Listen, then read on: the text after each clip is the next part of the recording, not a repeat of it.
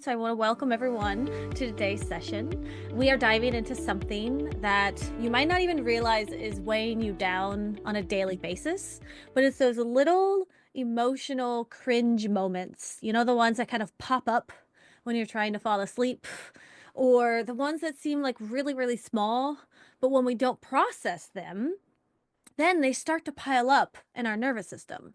And when that happens, it's like we're cluttering our closet, essentially. And after a while, what happens? Well, those emotional clutters, they get heavy and they build up and then they start spewing out of your closet. Have you ever tried to shove a bunch of stuff into like behind a door? And then when you open that door, what happens?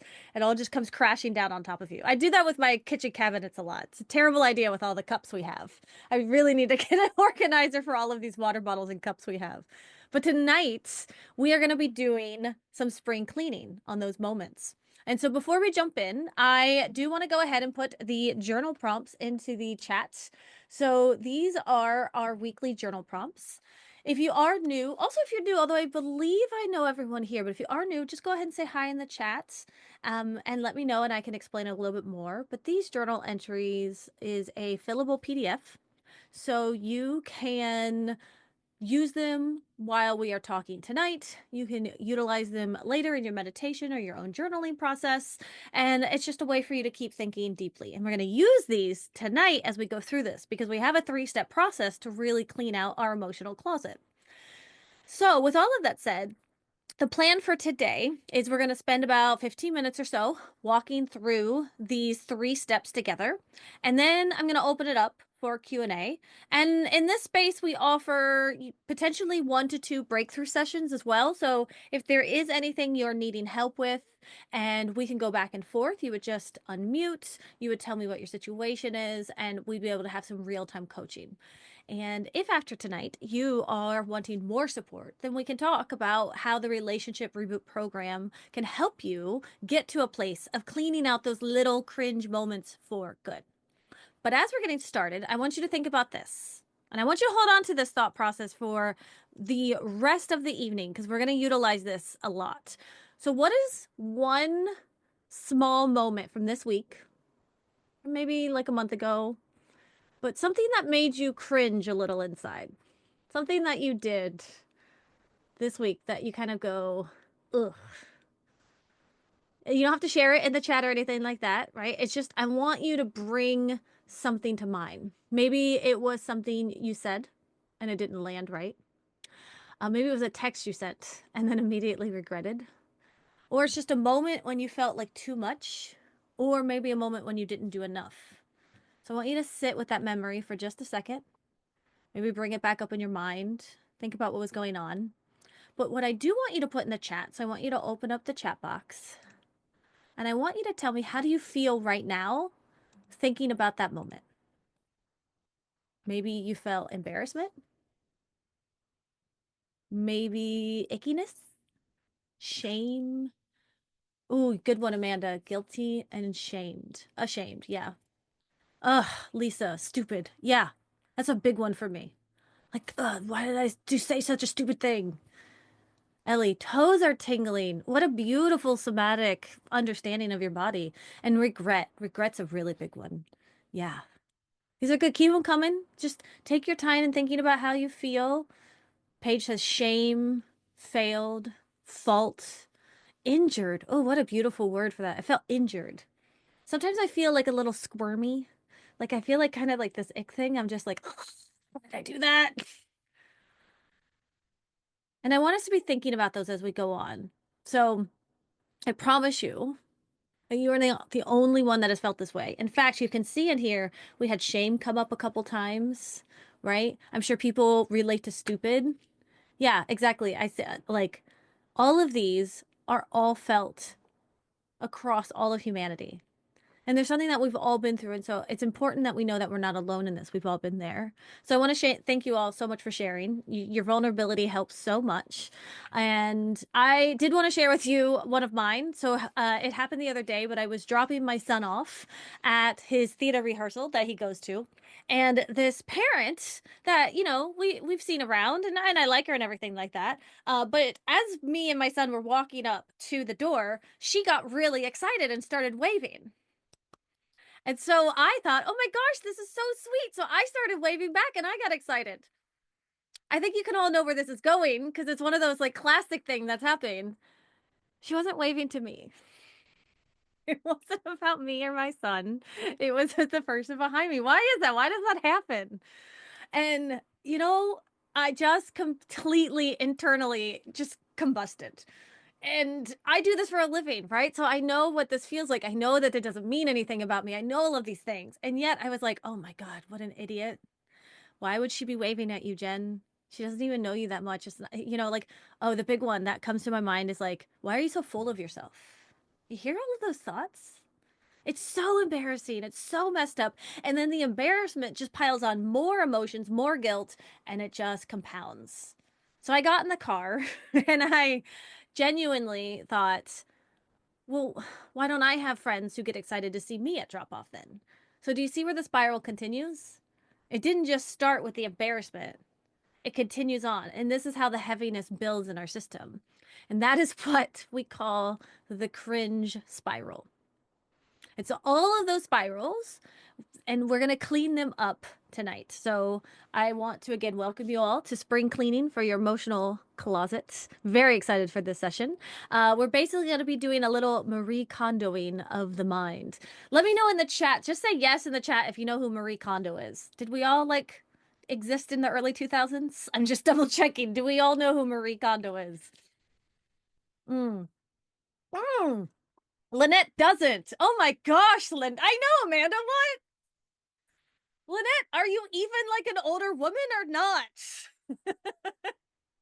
Oh, I do love Marie Kondo. Doesn't bring joy. Exactly. Ellie's got it.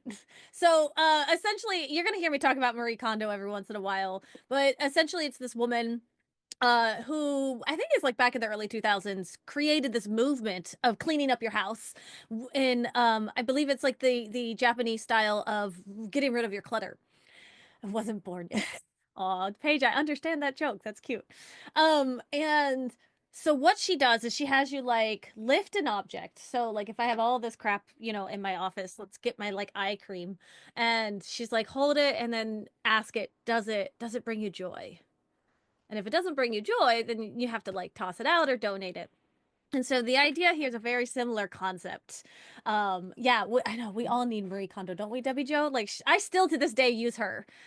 She's also like the OG somatics. Like, I don't know if anyone, like, obviously it existed before her, but think about it. You're just holding something in your hand and you're asking your body, do you like this or not? So it's like the coolest little thing. And that's what we're going to do, but with our emotions. So I do want to give Lynette a little of some love tonight because when I was putting together this session, I had a different idea in mind. Like it was still going to be like the same concept, but it was kind of formatted in a different way. And just the other week in one of our reboot group coaching sessions, Lynette was sharing one of her takeaways, and she's like, "Oh, I really liked how you explained this, this, and this." And I was like, oh my gosh, that's so much better than the way I explain it. So I am using these three concepts here based on Lynette's understanding of what I was teaching in the reboot program. So again, I just want to say thank you so much, Lynette, for listening and taking notes. It has changed my game, so I appreciate you. So what you see up on the slide is the three steps that we're going to be using tonight in order to clean out our emotions. So as we look at these three steps, I want you to really be thinking about what is the clutter that's building up when we act in ways that we don't particularly like, or when we are carrying shame about something that we did or said. Remember how shame came up a bunch in the chat? This is something we carry. And so the first step is asking yourself, what did you do? Just like not in even any sort of like blame way, not in like a parent love, like what did you do? Like just what did you do? Just name it. Just name the thing, the moment, the behavior, the choice, whatever it is, we're just going to name it. And we'll get into each one of these in just a bit. But step number 2, why'd you do it? Just a nice, simple, no judgment question again. This is where we bring in self-compassion and curiosity and we find our innocence. And then step 3, we're going to ask the all-important question. Is this working for me? This is how we figure out whether that behavior or habit is actually something that's serving us or something that we're ready to shift. So these three questions, when done with honesty and kindness, can clear out so much emotional weight that's holding us back. So I want to dive in to step number one. Let's start there. And this part here is the part that most of us want to skip. Because if you're like me, the moment you do or say something cringe, like the moment that woman waved to me, I just kind of want to shut it out of my brain and say, nope, that didn't happen. Shove that down. Pretend it didn't even. Nope, please, thank you. But here's the truth: you can't clean out your emotional closet if you won't open the door first. And that's what we're doing here. We are starting by just naming the moment. So think back to that memory that you brought up earlier in your mind, the one that brought up all those feelings, the one that made you feel embarrassed or shamed or small or stupid. And what exactly did you say or did you do? And again, you don't have to put in the chat or anything. I might ask one of you later to share one of these as we're going along. But for now, I just want you to think about it. You can add it to your journal prompts if you want to as well. But it doesn't have to be dramatic. It could just be it could just be like when you say you too to the server when she says like enjoy your meal.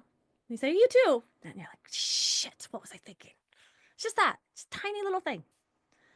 Maybe you laughed too loudly at a coworker's joke, and now it's swirling in your head. I laughed so loud. I snorted. Everybody looked at me. Maybe you overshared on a first date.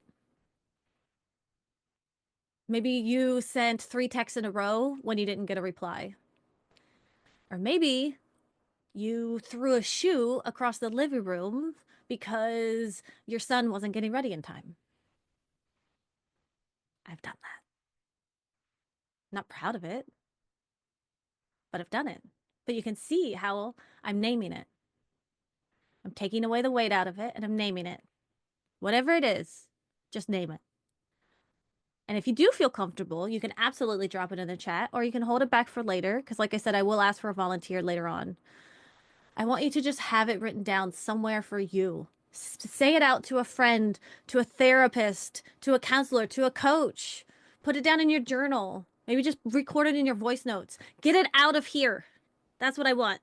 I want it out of here. Because in here, it starts telling you stories. In here, it's not, oh, I waved back at a person when she waved at me. It's, I was an idiot and no one will ever like me. I want you to get it out. Okay? So this is the first step in emotional cleanup because if we don't own it, we carry it. And that weight will add up. So now I want to talk about what we do after we find the energy to name it. So after we've named it, after we've said it out to someone, now we want to ask ourselves, why did we do it? This is the part where a lot of us are going to start to spiral. We start shaming ourselves. Why am I like this? I should have known better. I always mess things up. But this step isn't about judging. It's about understanding. Okay, it's just about having compassion. It's about finding the feeling that was underneath your behavior. There's a reason why we do everything. There's a reason why you're here right now. There's a reason why you showed up when you did. There's a reason why you did something before this and the reason you did it after. And it's about finding those reasons. So for example, let's say you're dating someone new and you texted them 5 times in a row. Okay, so maybe you're thinking, I don't know why I did it. I just panicked. So that's like your response to that. So you're thinking, I don't know. I panicked and I did it. That is a reason you did panic. Let's dive deeper. Why did you panic? So when we slow down, we can actually start to realize what we were doing. Maybe in that moment you were scared.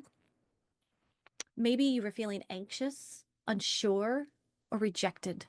Maybe this isn't the first time a guy hasn't texted you back. Maybe this is a chronic pattern that happens in your life.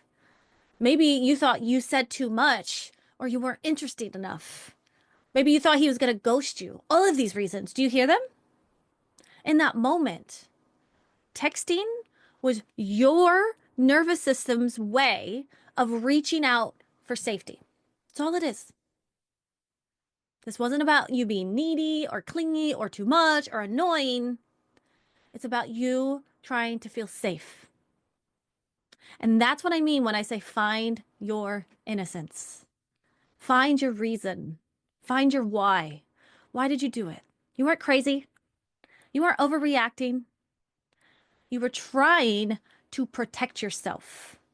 And in the best way you know how, because this is how we're built. This is how we're brought up. It's not your fault.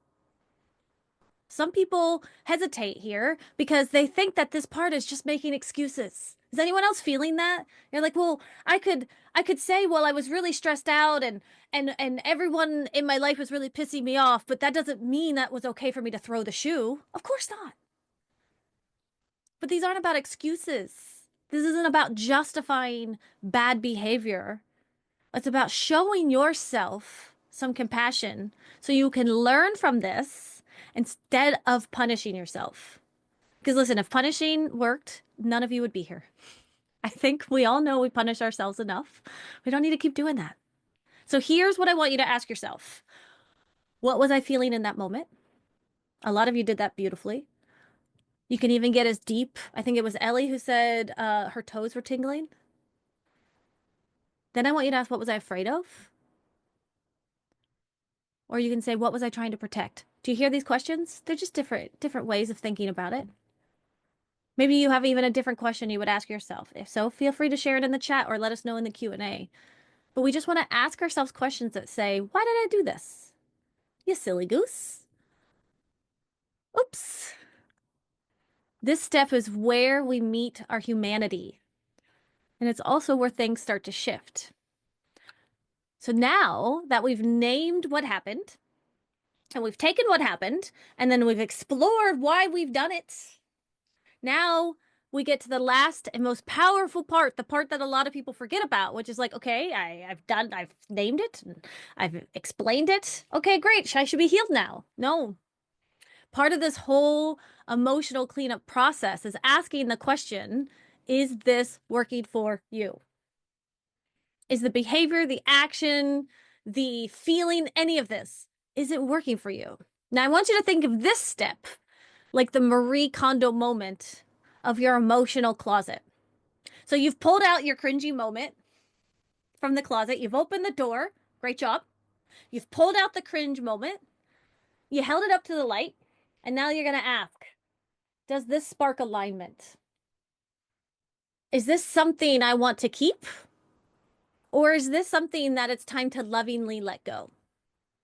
So let's say you were the one who sent the 5 texts in a row to someone you were dating, and they hadn't responded, and your body felt unsettled. So you kept reaching out, and then the shame crept in, and you're thinking, oh, why did I do that? Why am I like this? So you go back to step 2, slow it down. You say, why did I do that? What was I afraid of? And the answer starts to come into focus.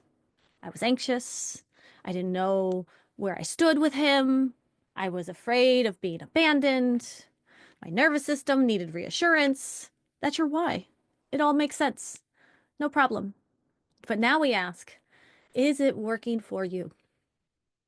Maybe you realize, no, texting 5 times in a row really doesn't work for me. It didn't really lead to a clear response. It didn't make me feel any better to do that.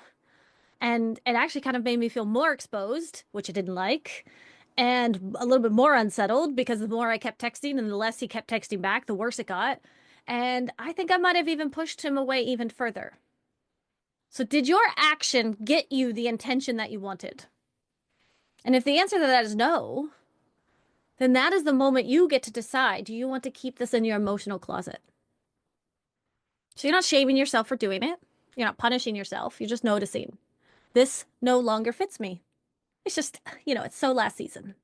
It's not helping me get where I need. It's time to put this in your ready to shift pile. That's all we're doing right now. We're just exploring, opening up the closet, pulling them out, checking to see if this is what we want, and then we're going to place them in to the piles we want. Because you will be surprised that some of these behaviors are actually ones maybe you want to hold on to.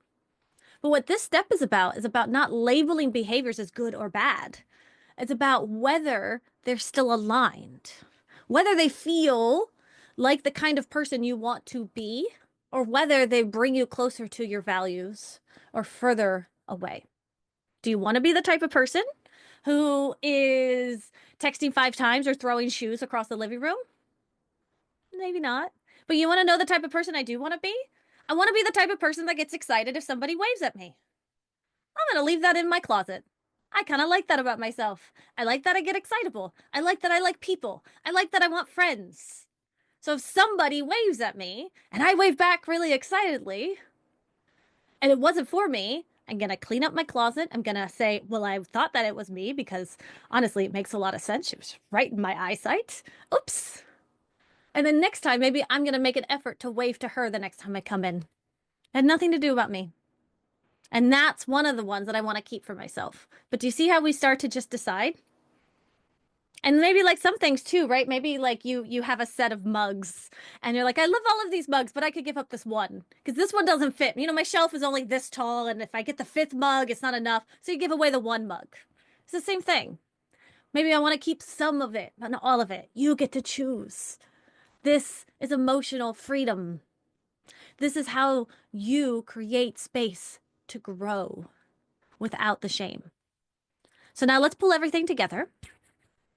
Tonight, we walked through the 3 core steps to clean out your emotional closet. The stuff that builds up and weighs on you until it starts to feel like, who are you? When really it's just a pile of unprocessed moments. It's just a lot of moments where we're trying to push them down because we don't want to have to think about it, but unfortunately, they come right back out. So first, name what happened. Even if it makes you cringe, even if you don't want to do it, even if you don't want to share it, just put it in your journal. No one has to know. And especially if it makes you cringe, if it makes your body feel icky, if it keeps you up at night, if you're ruminating about it, you can't shift it if you don't face it. And second, I want you to get curious. Why did you do or say that thing? What were you needing? What were you protecting? This is where you find your innocence. And that's the key to softening the spiral. Third, I want you to check in. Is this behavior still working for you? Does it help you? Does it make you feel more like yourself? Or does it take you away from who you want to be? Does it leave you feeling misaligned with who you want to be? Does it go against your values as a person? Does it bring you joy? Just like Marie Kondo would say, does it bring you joy? If it doesn't bring you joy, then let's go ahead and put it in the shift and release pile. And we'll start working on that. But some things can stay and some things can go. But either way, it's your choice. Okay? And for most of you, walking through this process is going to be enough. You have all the tools you need in order to start shifting this pile. You start to feel lighter just by naming and noticing and releasing. But if you do go through this process and you start collecting a big ass pile of ready to shift behaviors, and then you find yourself not being able to shift them, then let's totally chat. That's exactly what we do in the Relationship Reboot program. We work through these patterns, not just to stop the behavior, but to heal the root underneath it. So you're not constantly managing your emotional fallout. You're building emotional alignment. That's the goal in the Reboot program. And it's not about being perfect. It's not about healing yourself. There's no concept of healing, right? Healing is a destination. My God, I say this enough times you think I'd I see Amanda laughing. Healing is a journey, you know? It's all a part of the process. It's all about becoming where you want to go. It's about becoming more you and owning and honoring who you are. All the weird quirks, all those things you cringe about. That's what makes you special. And I want you to find those parts of you. So if you do want to learn more about the Reboot program, I'm always happy to talk about it, but I will go ahead and drop a link in the chat. It's just there for you to check out, there for you to be able to do what you need to whenever you're ready. But as we are finishing up, let's go ahead and look at the prompts for this week. So these are the reflection questions for the weeks, and these are in your journal prompts. And so for anyone new that just popped in, oh, I just looked up. Hello to all the new faces that just showed up. Here is the journal prompts for the evening. These are completely fillable PDF. You can use these questions at any time this week to really dig into this. Not even this week. Actually, These questions, if I were you, I would really save off this journal prompt for this week because this is that thing you're going to do every couple of months to clean out your emotional closet. Right? This is why we do spring cleaning because it's the one time when we all need to finally gut our closets out and be like, okay, I don't need this. I don't need this. I haven't worn this in days. This is going to be that journal prompt for you. So go ahead, save it off. And I want us to give ourselves a little space to reflect.